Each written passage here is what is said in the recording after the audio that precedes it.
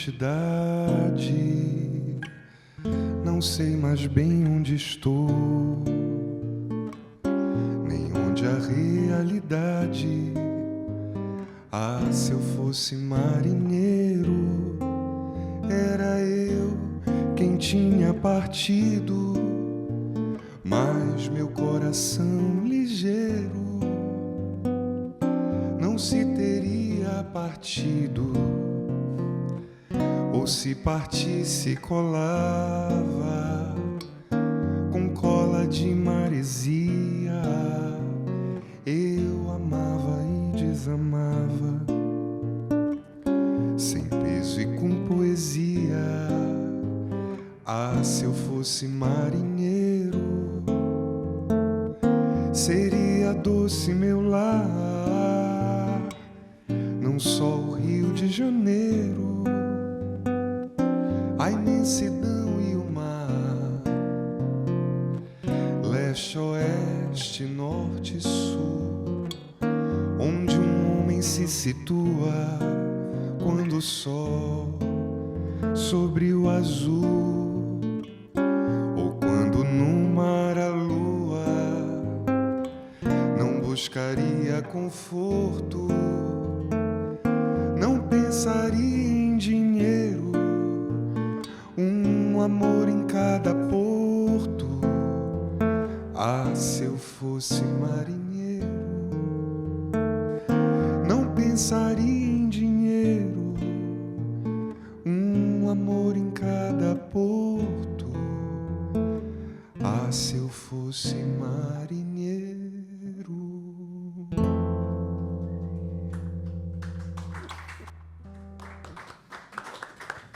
Obrigado. Olá, boa noite a todas e todos. Obrigado pela presença de todo mundo aqui.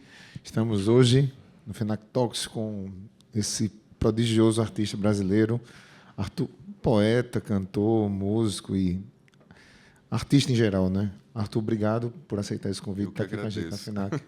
Prazer imenso estar aqui. Minha primeira vez, eu nunca tinha vindo ao Porto. Em Portugal, você tinha tocado? Já toquei em Lisboa, uma vez no Ano do Brasil em Portugal. E venho a Lisboa assim com mais frequência. Nunca tinha tido a oportunidade de vir ao Porto e estou encantado, porque é muito diferente, né? Claro, são experiências muito diferentes e todas ótimas.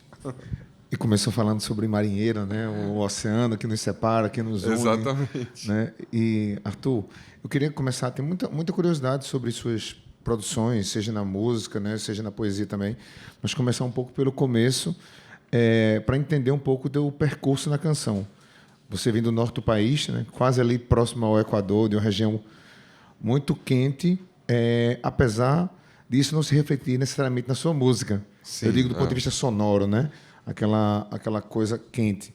Mas eu queria saber o que é que você cresceu ouvindo, quais eram suas referências musicais primárias de infância. Tá. Isso para depois entrar na sua própria, né? Eu digo mais na sua casa, sua família. Eu nasci em Belém, né, na Amazônia brasileira, no norte do Brasil, que é uma cidade extremamente musical e que consome música de todo o Brasil, de todo o país. Exatamente, eu acho, por ser tão deslocada do centro, as pessoas elas têm mais curiosidade pelo que é feito no Brasil como um todo, né? Então, em Belém, você ouve de tudo. E eu tive a sorte de nascer numa família muito musical. Não tem nenhum músico profissional, nenhum cantor, mas meu pai é um apaixonado por música e ele sempre colecionou LPs e discos, CDs, LPs em geral, né? E então eu cresci ouvindo música brasileira, basicamente, jazz, e me lembro muito de ouvir João Gilberto, que se tornou meu cantor favorito, é meu artista favorito no mundo. Então eu me lembro de viajar de carro pelo Pará, assim, que a gente tinha uma casa numa ilha que fica próxima a Belém, e nós íamos de carro e meu pai ouvindo um disco do João Gilberto repetidamente nessa viagem, assim, eu me lembro muito disso. Então eu tive essa sorte de nascer nessa família em que se ouvia diferentes tipos de música, mas sempre com com interesse. Assim. Meu pai era um cara que a música não era de fundo, entendeu? Ele ouvia, ele gostava de ouvir. E ele tem amigos até hoje que se reúnem para ouvir música, que é uma coisa rara. Mas meu pai sempre fez isso e eu sempre tive ali no meio dos adultos. Que engraçado você falar disso, né? Porque a sua música, assim como a do João Gilberto, tem esse caráter um pouco intimista, sabe? Da voz lenta, da voz calma. É porque é a minha escola, né, digamos assim. Que engraçado. E ser de Belém com essa escola que no meu imaginário jamais seria uma dessas referências. Mas me conta, a partir disso, dessa audição, quando é que você resolveu caminhar para a música? Aprender um instrumento, quero fazer música, sabe? Uma coisa é você ouvir. Seu pai está ali ouvindo, sua mãe está ouvindo. Outra coisa é você dizer, eu também quero, pronto, eu quero tocar, eu quero aprender um instrumento, sabe? O que acontece é o seguinte, sempre teve música em casa, mas eu acho que o que me fez, de fato, querer fazer música foi quando eu descobri que o Brasil tem uma característica interessante, que é os poetas que escrevem livros, escrevem letras de canção. Eu acho que não tem em nenhum outro lugar do mundo tanta facilidade de trânsito entre essas duas artes, porque se via a canção como algo menor. O poeta do livro era o poeta, digamos assim, de verdade, né, que era reconhecido, e o poeta da canção era visto como algo menor. E a música brasileira prova que não existe essa fronteira, porque você tem Vinícius de Moraes, que na verdade foi quem abriu essa porta, sofreu muito preconceito por isso, né? Mas abriu a porta. E a partir de Vinícius, uma geração de poetas do livro passaram a escrever letras de canção também. E isso, quando eu descobri que era assim, eu fiquei absolutamente fascinado. E eu descobri, me lembro do dia que isso me impactou, que foi um dia que meu pai pegou um LP da Gal Costa e colocou e disse assim, presta atenção nisso, porque ele costumava me mostrar e dizer, me dava um encarte para eu ler a letra e ver e tal. E aí eu ouvi Mal Secreto, na voz da Gal Costa, do disco Fatal, que é um clássico, né? Um ícone da contracultura no Brasil. E aí ali a Gal canta Mal Secreto, que é do Jardim Macalé, com letra do Wally Salomão, que é um poeta da Bahia, muito importante para os tropicalistas, para aquele grupo que vem do tropicalismo, né? Caetano, Gil e toda aquela turma lá. E o Wally, ele virou minha cabeça. Porque o que eu conhecia de poesia, eu conhecia na escola, que geralmente são aquelas coisas mais antigas, né? Os românticos, os barrocos, e aquilo eu não achava que era para mim. Aí quando eu vi o Ali, o tipo de poesia que o Ali fazia, aí aquilo, então isso é poesia também. E ali eu fui para a música interessado nos poetas que faziam letras. Então fui atrás do Ali, descobri Antônio Cícero, a canção que eu cantei aqui é uma canção com letra do Antônio Cícero, que é um poeta muito importante, que foi membro da Academia Brasileira de Letras e que escreveu vários sucessos da música brasileira. Então eu descobri tudo isso ali aos 13 anos e ganhei um violão de um tio. E comecei a querer tirar aquelas músicas e cantar. Na verdade, eu comecei a cantar porque comecei a tocar. Eu não sabia que eu poderia cantar. Quando eu comecei a tocar, que eu precisava que alguém cantasse, eu próprio comecei a cantar. E aí as pessoas começaram a dizer, você canta, você tem uma voz e tal. E eu fui, então, dando vazão a isso, né? Já escrevia nessa altura ou não? Já escrevia, mas eu não tinha coragem de mostrar, porque aí, a partir desse momento em que eu entrei na música mesmo, comecei a querer cantar, compor, eu comecei a circular pela cidade, nos lugares onde as pessoas tocavam e cantavam. E aí eu conheci uma geração de músicos e compositores de Belém que eram muito bons.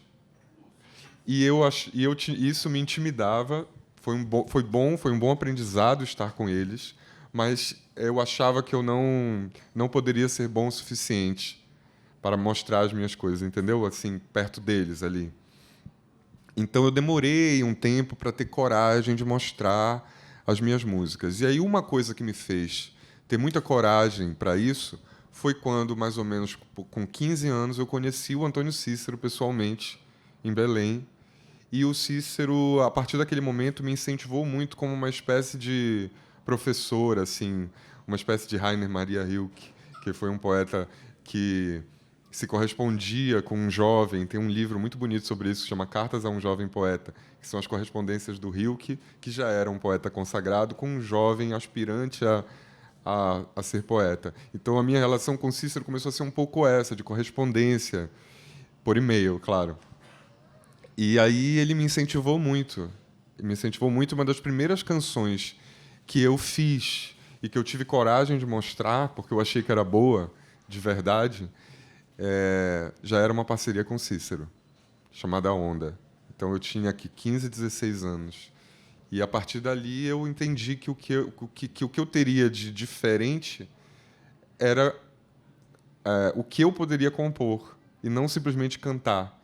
Porque nesse grupo de músicos, como eu não mostrava as coisas que eu fazia, eu acabava cantando, eu acabava sendo um intérprete. Cantava as coisas deles, cantava música brasileira, e não cantava as minhas coisas. E aí, a partir do momento que eu comecei a cantar as minhas coisas, foi que eu acho que eu entendi que era isso que me diferenciava. Quando eu ouço tua música, te ouço falar também nas tuas entrevistas, se cria para mim uma linha muito tênue entre a poesia, né, especificamente, e a letra da canção. Claro que isso é um tema de debate muito amplo em vários lugares, assim, mas eu queria te ouvir acerca dessa questão, né?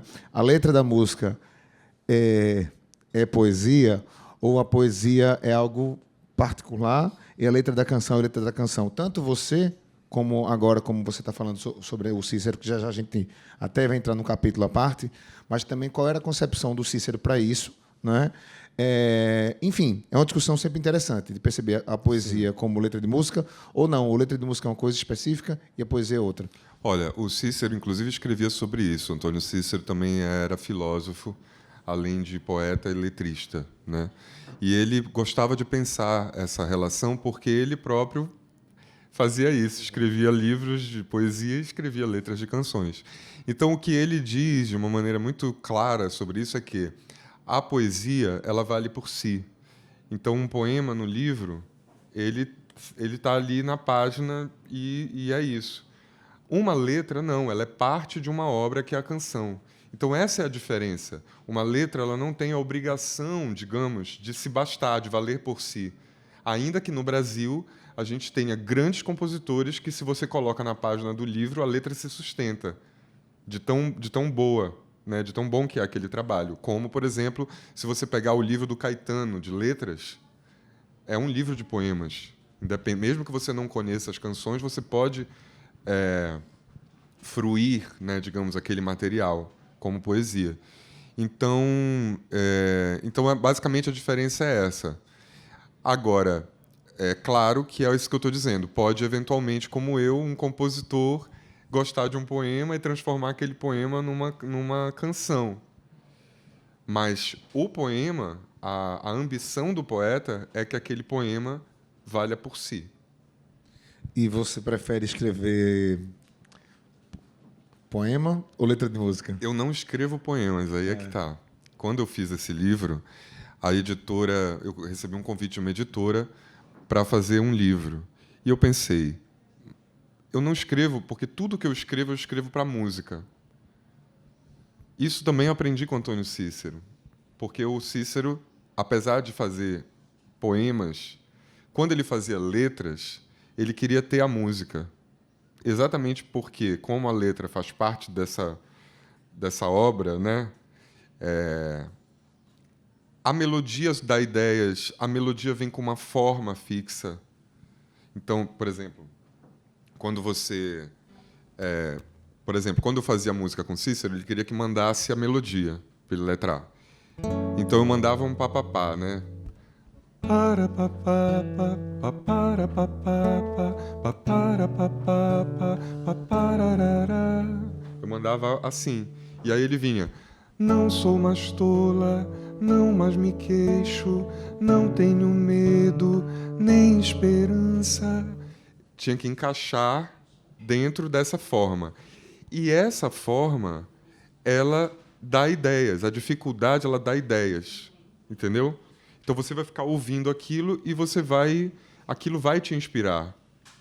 E eu descobri que era muito mais fácil escrever com essa dificuldade.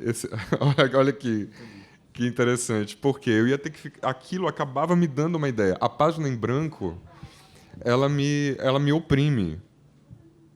Porque eu venho da música.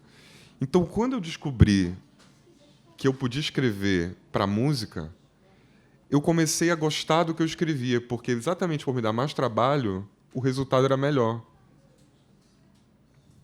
Então, Então, esse livro, por exemplo, são letras, são as minhas letras, porque não faço poemas sem música, né? E todas foram escritas para músicas. Então, quando eu recebi o convite da editora, eu pensei, como eu escrevi para música, será que vai ficar bom na página? Será que vai funcionar? E aí mandei para algumas pessoas que eu respeito, que eu admiro nesse âmbito, por exemplo, a Adriana Calcanhoto. A Adriana gostou, acabou escrevendo um texto que está no livro. A resposta dela, quando eu mandei perguntando o que ela achava, se eu devia publicar, era assim, e ela já respondia me chamando de poeta. Porque eu tinha muito, muito pudor com essa palavra. Como eu não fazia letras, como eu não fazia poemas, eu fazia letras, eu tinha muito pudor quando as pessoas diziam Arthur Nogueira é o poeta. Eu ficava, nossa, essa palavra eu gosto de tantos poetas grandes que eu achava que eu não era digno dessa palavra. E a Adriana me respondeu o e-mail me chamando de poeta. E a Adriana Calcanhoto, né? Quer dizer, está referendada. Aí eu falei, então tá, então ok. E o Antônio Cícero também gostou do livro e escreveu um texto também que acabou entrando.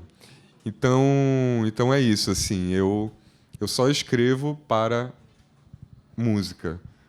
Mas, como eu gosto de poesia, eu acabo dando para as minhas letras um tratamento poético.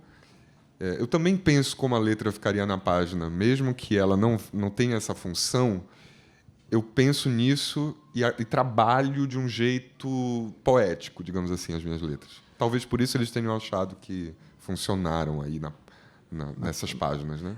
E por falar em jeito poético, quando a gente está falando de música, a gente necessariamente acaba falando de álbum, no seu caso, né?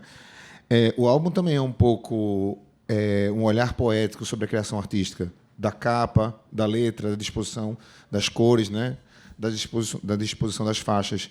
Então, como foi esse escritor de letras, esse criador de letras, criar, com todo esse olhar poético, o seu primeiro disco e os seguintes? Já a gente chega no Cícero, especificamente, que você tem um disco dedicado ao Cícero, né, em parcerias com ele, só de canções dele, mas como é que foi o primeiro para se perceber a mudança no processo ao longo do tempo, sabe, de criação? Isso tudo que eu estou contando aqui foi depois de muito, assim, foi um processo lento para eu gostar do que eu fazia, para eu ser o que eu sou hoje.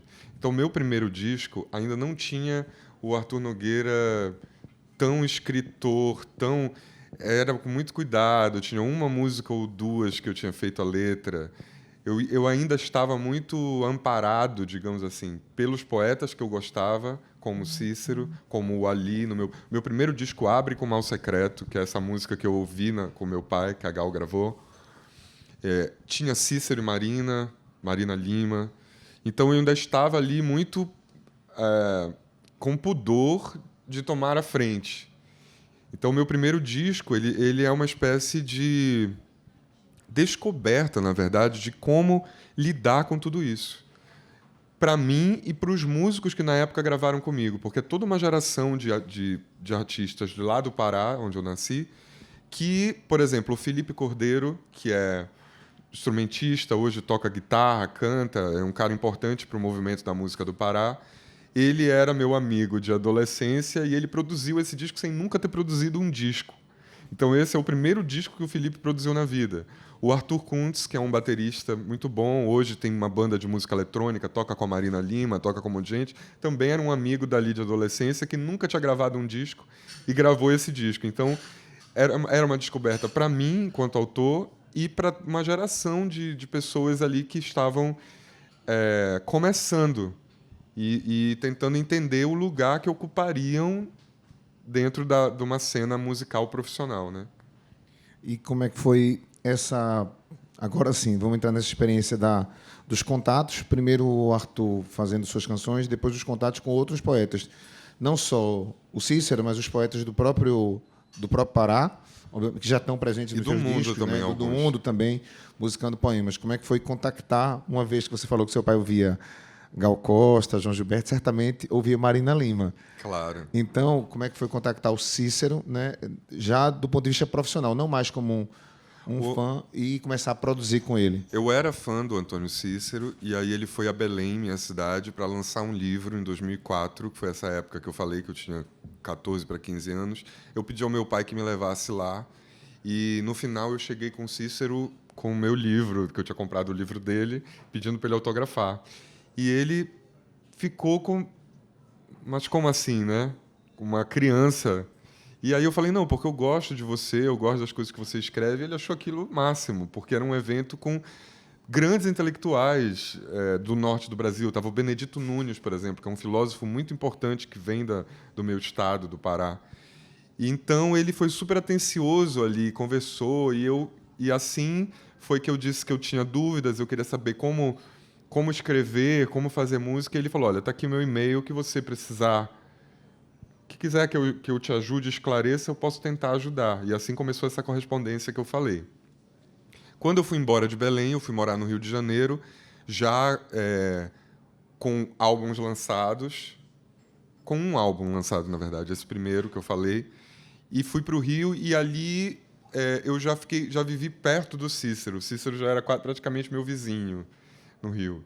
Então, assim, ficamos amigos. E aí começamos a compor e tudo. E eu comecei a escrever mais, mas sempre em busca dos poetas. Então, tem uma história interessante. Eu sou louco pela poesia portuguesa. Eu acho que Portugal é incrível assim nessa questão, né? Dos poetas de todas as gerações são fantásticos. Então, eu sou muito fã de vários poetas portugueses. E uma poeta que eu sempre gostei, que não era conhecida tanto no Brasil àquela altura, mas agora, felizmente, os livros dela estão sendo publicados lá, é a Adília Lopes.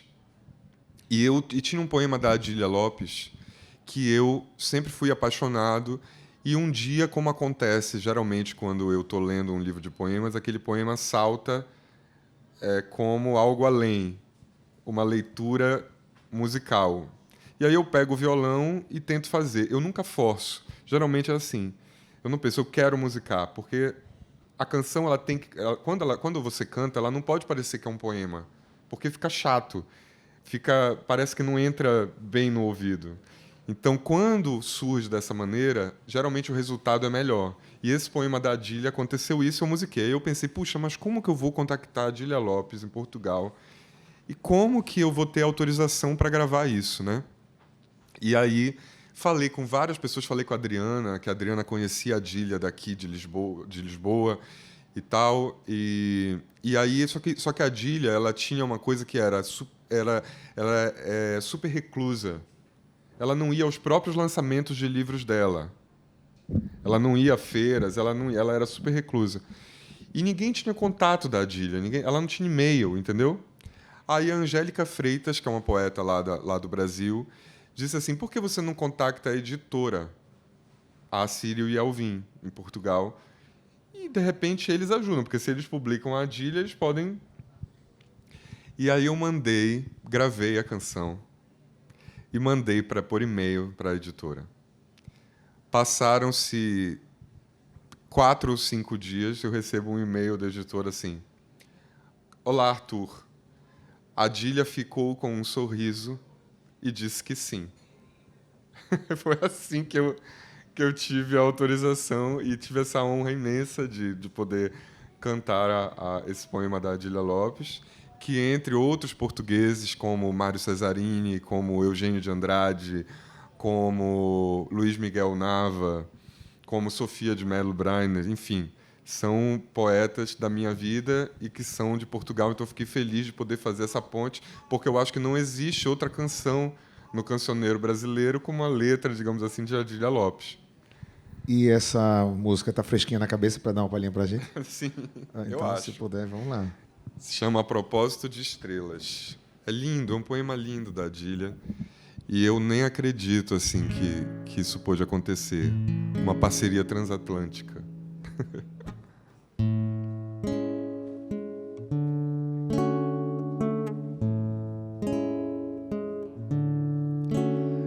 Não sei se me interessei pelo rapaz,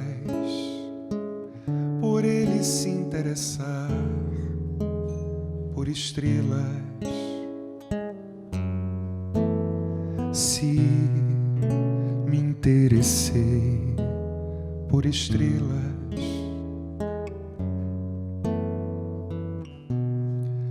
por me interessar pelo rapaz.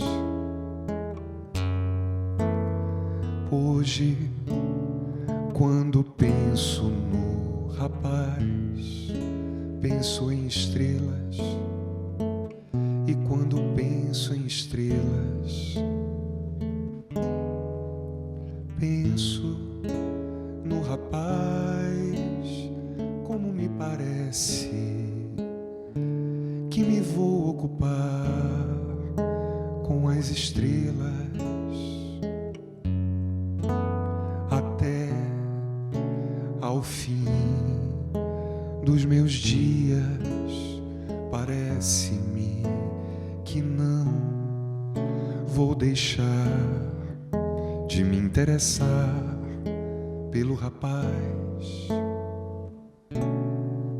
até o fim dos meus dias.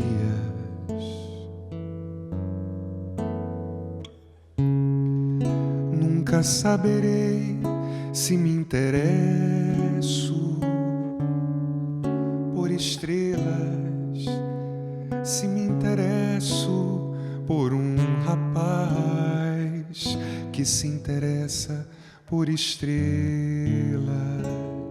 Já não me lembro se vi primeiro as estrelas,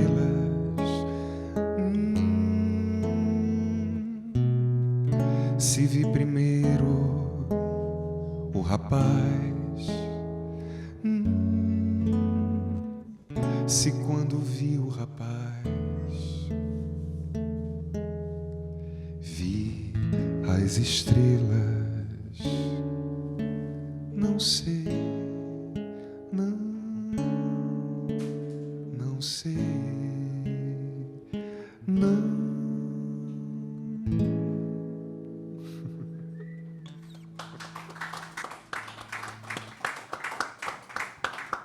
É lindo porque ela vai falando, né? Não sei se me interessei pelo rapaz por ele se interessar por estrelas. Se me interessei por estrelas por me interessar pelo rapaz. Hoje, quando penso no rapaz, penso em estrelas. E quando penso em estrelas, penso no rapaz. Como me parece que me vou ocupar das estrelas até ao fim dos meus dias. Nunca saberei se me interesso por estrelas, se me interesso por um rapaz que se interessa por estrelas. Já nem me lembro se vi primeiro o rapaz, se vi primeiro as estrelas, se quando vi o rapaz vi as estrelas. Adília Lopes. É mais ou menos isso. Eu devo ter falado errado, porque é mais fácil cantar do que falar. Eu te ouvindo cantar agora, tem a parte grave da voz, né? Me lembrou aquela música da Marisa Monte, O Amor I Love You, porque tem a passagem do Essa de Queiroz, Antunes, né? Então você tem um pouco desse doce cantando, mas também o grave. O Arnaldo Antunes. E isso é incrível, né? Como que uma canção que toca no rádio todos os dias no Brasil tem essa de Queiroz declamado, né? Pelo Arnaldo Antunes. Então o Brasil tem essa curiosidade, assim, né? Que é um país tão maluco, né? Como é que pode ter poema, por exemplo, vamos falar de portugueses, Flor Bela Espanca, uma das canções mais conhecidas do Fagner, que é um cantor-compositor extremamente popular no Brasil, é um poema de Flor Bela Espanca. Então, é incrível, né? E como que o Brasil tem essa capacidade de realmente extinguir essas fronteiras entre o que se chamava de alta cultura, né, entre a alta e a baixa cultura. Então, eu acho isso fascinante. É isso que me faz fazer música. Essa música do Fagner é incrível, com esse poema da Flor Bela Espanca.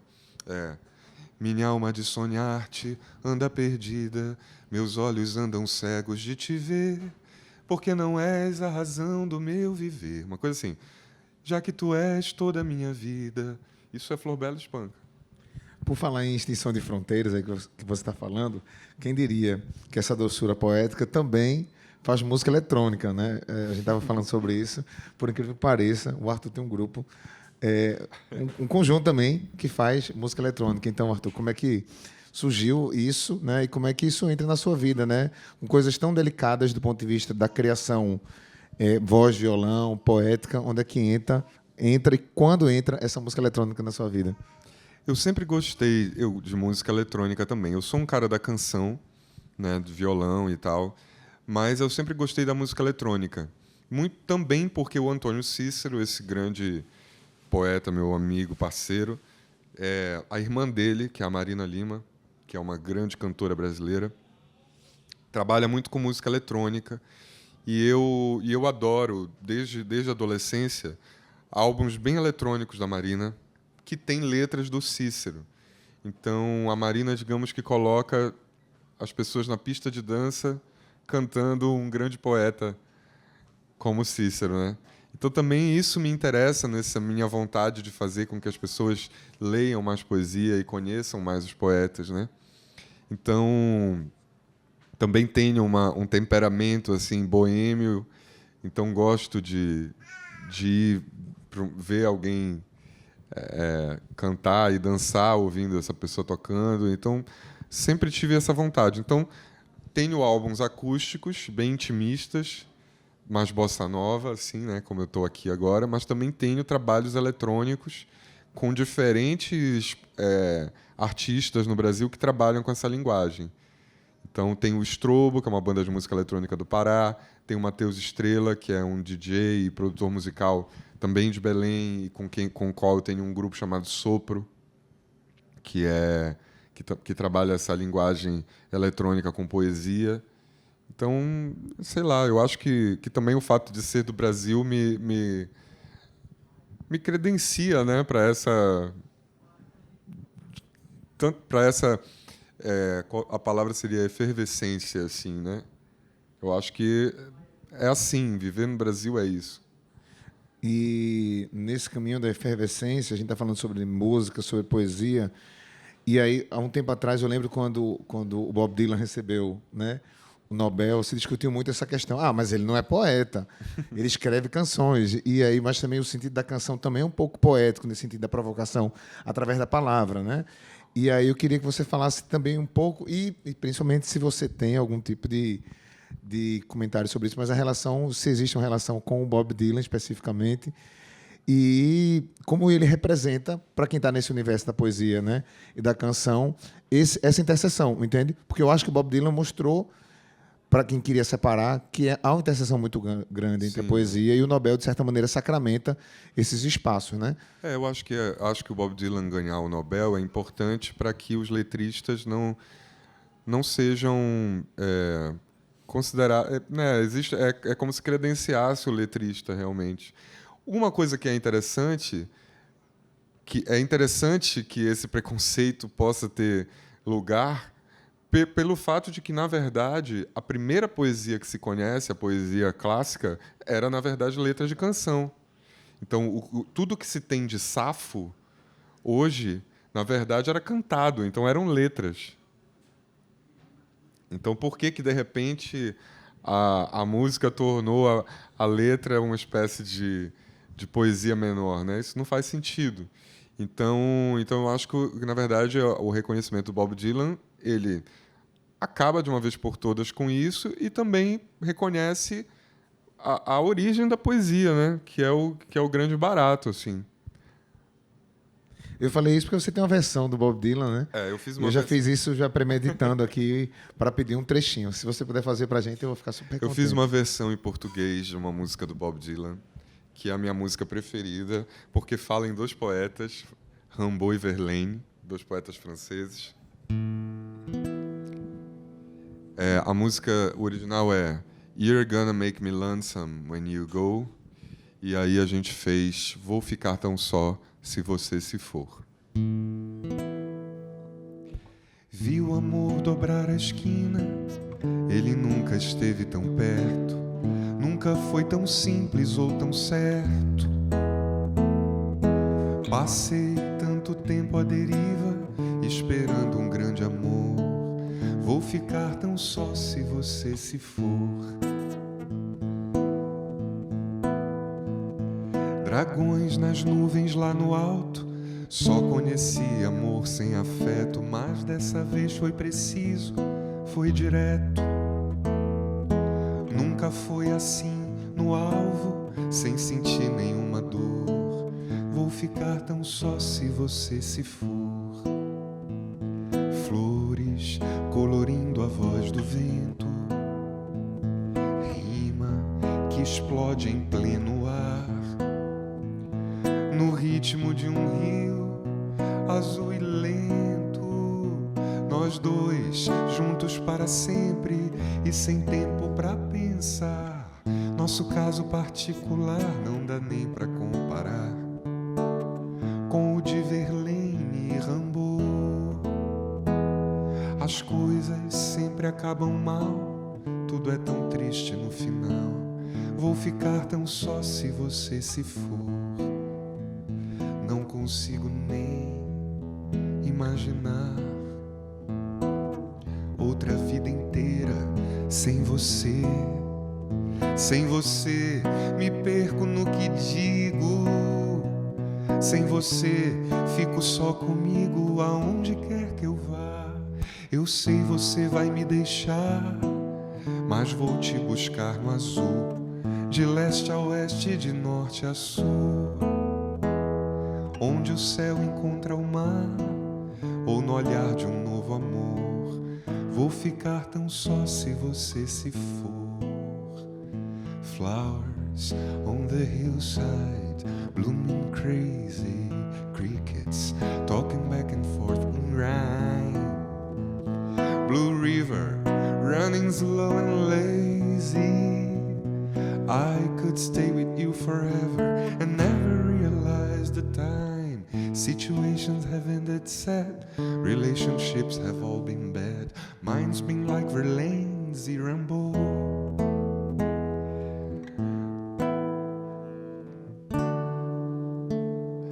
You're gonna make me lonesome when you go. É mais ou menos isso. E tem uma coisa interessante que é o seguinte: fazer uma versão, quando fazer uma tradução de um poema, de uma letra, na verdade você nunca traduz, né? Não existe tradução, porque um poema ele leva em conta, inclusive, as características da língua, a sonoridade, a maneira, a gramática, tudo. Então, quando você vai passar para outra língua, você vai ter que fazer outro poema naquela língua, sendo o mais fiel possível à intenção original do compositor. E no caso do inglês, é ainda mais difícil quando passa para o português, porque o inglês é muito conciso. As palavras são menores, você pode dizer muito mais coisas com menos sílabas. Então, quando eu estava em Londres, eu fui cantar uma vez em Londres e aí tinha curiosidade de olhar a casa onde Rimbaud viveu com Verlaine em Londres. Eles passaram só 3 meses em Londres, fugindo da França, porque estava uma confusão com a família do Verlaine. Porque a história é que o Rimbaud era, para quem não sabe, o Rimbaud, talvez um dos maiores poetas, se não o maior, né, de todos os tempos, assim. Ele era um prodígio. E o Verlaine era um poeta mais velho que já era conhecido em Paris. O Rimbaud era de uma pequena cidade na França. E aí o Verlaine ficou muito impressionado com os poemas. O Verlaine era casado e tudo, e o Rimbaud foi para Paris. Eles se apaixonaram de repente e aquilo foi um escândalo. E eles fugiram para Londres. Mas o Rimbaud era complicado, então eles viviam brigando. Foram assim 3 meses caóticos até que nessa casa, eles sem dinheiro, o Verlaine está vindo com alguma coisa que ele tinha conseguido comprar, um peixe, que era pouco, e o Rimbaud começou a dizer: isso é tudo que você tem, que você consegue. Começou a fazer uma provocação assim, o Verlaine brigou, jogou o peixe, pegou um barco e foi embora. Eu tinha curiosidade de ir nessa casa e ver como era esse lugar. E aí fui, e quando eu estava na porta dessa casa em Londres, eu lembrei dessa canção do Bob Dylan E então ele fala isso, né? Puxa, é difícil lembrar as letras sem estar cantando. Mas eu fiz a versão que é: nosso caso particular não dá nem para comparar com o de Verlaine e Rimbaud. As coisas sempre acabam mal. Tudo é tão triste no final. Vou ficar tão só se você se for. Eu lembrei disso lá na música do Bob Dylan e fiquei com vontade de fazer. E aí tinham todos esses desafios, né, da transposição, porque o Bob Dylan são letras imensas e tal. Mas aí eu chamei o Eric Monteiro Moraes, que é um amigo poeta muito talentoso, que gosta muito dessa coisa de contar a sílaba, gosta da forma, da poesia e tal. E aí a gente ficou se divertindo fazendo. E aí no original, por exemplo, que é uma coisa intransponível para o português, basicamente, para se cantar, o Bob Dylan cita alguns lugares, algumas cidades. Então ele fala: I'll look for you in Honolulu, San Francisco or Ashtabula. Ashtabula é uma cidade muito pequena nos Estados Unidos que ninguém conhece, sabe lá por que ele botou isso nessa letra. Então não teria sentido nenhum cantar. Parece que está. Deixa eu tentar aprender.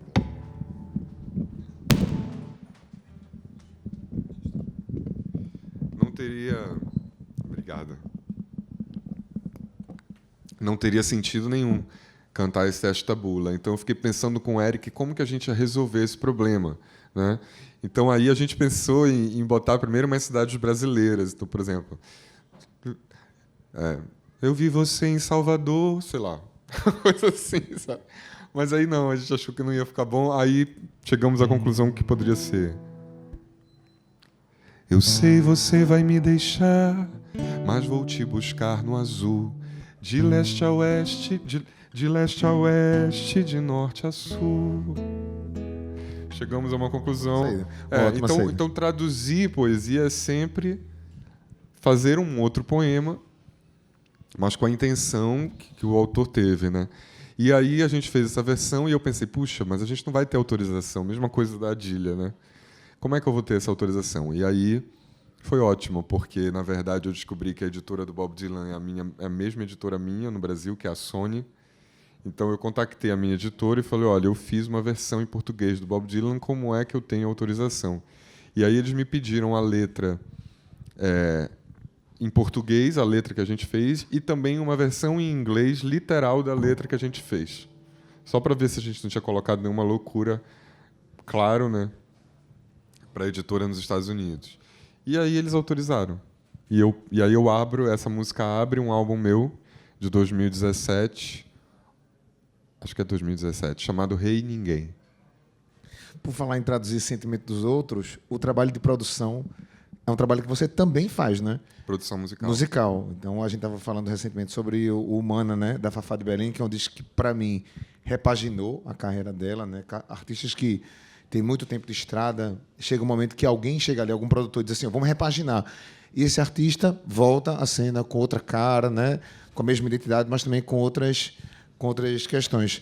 Como é esse trabalho de produzir artistas que você cresceu ouvindo, obviamente, né? Ainda mais porque eu sou de Belém, né? Então a Fafá sempre foi um ícone assim, né, da minha cidade, a maior artista mais famosa no Brasil e no mundo, em vários lugares do mundo, sendo da minha cidade, com o nome da minha cidade, né? Fafá de Belém.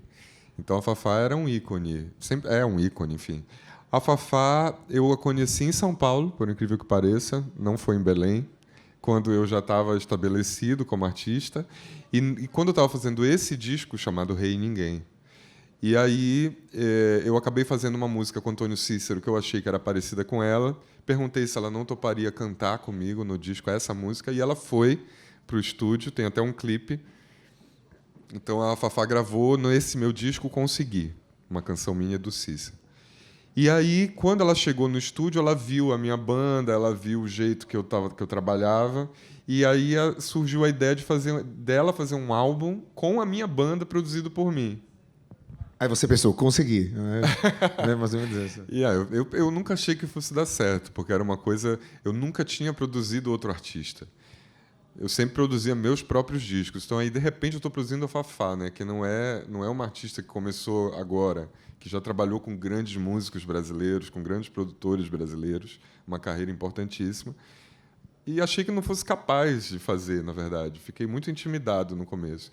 Mas aí a Fafá também é uma pessoa tão divertida e fácil assim de lidar, que a gente grudou, ficamos amigos, hoje somos muito amigos. E vivemos um processo louco, porque ela dizia que ela nunca tinha feito um álbum tão desafiador para ela, porque era uma sonoridade que ela não estava habituada, um repertório completo, porque a ideia era Fafá cantar compositores contemporâneos brasileiros, né? Então fomos atrás de Letrux, que é uma cantora e compositora do Rio de Janeiro. A Letrux deu uma música inédita para Fafá, chamada Alinhamento Energético. Então, o nome da música, assim, você já vê que é uma coisa diferente e que traz alguma coisa de novidade para Fafá, né? Tem uma música minha, em parceria com a Ava Rocha, que é filha do Glauber Rocha, o grande cineasta brasileiro. Tem o Zé Manuel, que é da tua terra, de Pernambuco. Tem uma canção do Zé Manuel no disco. O Zé Manuel eu chamei para tocar piano no disco, então todos os pianos do disco são com o Zé Manuel. Talvez por isso eu tenha gostado tanto. Tô brincando. E então a gente viveu intensamente assim esse processo. E como a Fafá gosta de palco, ela não gosta de estúdio. Ela gosta de palco. Eu falei, então a gente vai fazer um álbum nesse sentido jazzístico. Vamos gravar ao vivo, vamos reunir os músicos, a gente ensaia e grava aquilo. E o Humana, esse disco, é isso. Praticamente todos os takes são ao vivo. Ela canta muito, né? Então eu queria extrair essa emoção do canto, que muitas vezes o estúdio trava o artista. Porque não tem aquela troca, né, com os músicos. Porque mesmo que você não esteja com o público, trocando com o público, você está tocando ao vivo com alguém, é uma troca também, que faz diferença. Então, geralmente, os álbuns são gravados com a base pronta, a banda grava primeiro, e depois o artista vai sozinho para o aquário, para a sala de gravação, para o aquário, cantar em cima daquilo. Sem nenhuma troca, sem nenhuma possibilidade de sentimento, de improviso. Então, eu queria que o álbum da Fafá tivesse isso. E assim foi feito. Então, ele foi gravado em 3 dias. É um disco fantástico. É um disco fantástico. Por falar em energia, como a gente também não tem horas, eu passaria horas e dias conversando, vamos falar de uma energia principal assim, dos últimos tempos, que é a sua relação com o Cícero mesmo. Agora vamos falar nesse assunto. Eu vou fazer um show amanhã na Casa da Música, só em homenagem ao Antônio Cícero, com os clássicos que ele fez, que todo mundo conhece, como a primeira música que eu toquei, Maresia, e outras com Adriana Calcanhoto, Marina Lima, Lulu Santos, canções que tocam no rádio no Brasil e que tem letra do Antônio Cícero, e, é claro, as canções que eu fiz, que eu tive o imenso privilégio de fazer com ele.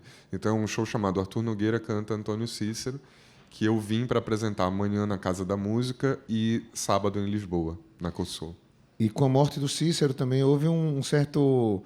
Eu nem vou falar revival, né? Mas assim, a Companhia das Letras agora vai lançar no Brasil a obra poética dele, então você tem sido muito requisitado nesse sentido. Queria que você falasse, por fim, assim, um pouco sobre a relação, primeiro agradecer novamente a vocês, com o Cícero, falar como é que você construiu esse show, se é um show em homenagem, obviamente, a ele, e queria te agradecer mais uma vez, Arthur, pela presença aqui. Imagina, eu que agradeço.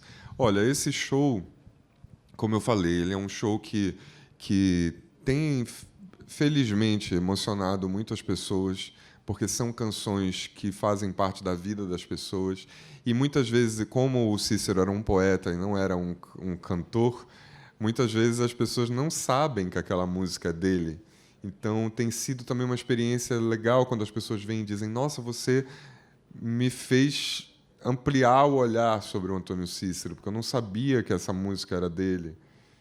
E é interessante porque as músicas, elas são sempre muito a cara dele. Eu, como era amigo e convivia com ele, era parceiro, tem muito dele nas letras. Então, eu acho que esse show tem esse papel também assim de revelar essa personalidade fascinante. Então, eu construí o show em 3 momentos, basicamente. O primeiro momento é mar, porque o Cícero, ele primeiro tinha um interesse grande na poesia clássica, onde o mar é sempre uma imagem, né? Essa questão do marinheiro, isso, de maresia e tal. O mar, então, como imagem poética. E esse mar vira Marina, que era a irmã do Cícero e foi a maior parceira dele, com canções eternizadas no rádio no Brasil. E esse mar também vira Marcelo, que foi o grande companheiro do Cícero por toda a vida, na vida e na morte, inclusive. Porque o Cícero fez uma escolha pela morte, por uma morte assistida na Suíça, e o Marcelo esteve com ele nesse momento. Então, o show tem esses 3 momentos, e eu acho que é muito revelador, assim, para quem gosta dessas canções, mas talvez não entenda a dimensão desse autor, né, da importância desse autor e dessa voz, né, no mundo. E aí, para terminar, a gente pode pedir uma delas? Pode. É isso, vamos lá. Por exemplo, essa é uma música muito conhecida no Brasil, que pouca gente sabe que é a letra do Antônio Cícero, curiosamente, porque eu acho que é uma das letras que é mais sobre ele. Então, eu também tenho essa vontade de cantá-la para como se eu colocasse na primeira pessoa, já que ele próprio não cantava.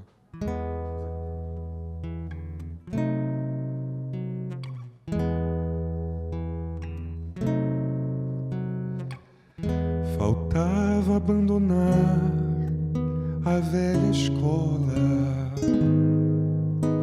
tomar o mundo feito Coca-Cola, fazer da minha vida sempre o meu passeio público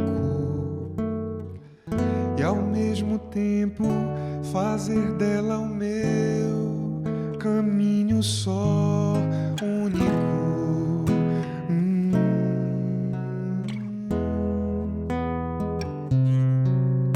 Talvez eu seja o último romântico dos litorais deste oceano Atlântico. Só falta reunir a zona norte, a zona sul, iluminar a vida, já que a morte cai do azul. Só falta te querer, te ganhar e te perder. Falta eu acordar, ser gente grande pra poder chorar. Me dá um beijo então, aperta minha mão.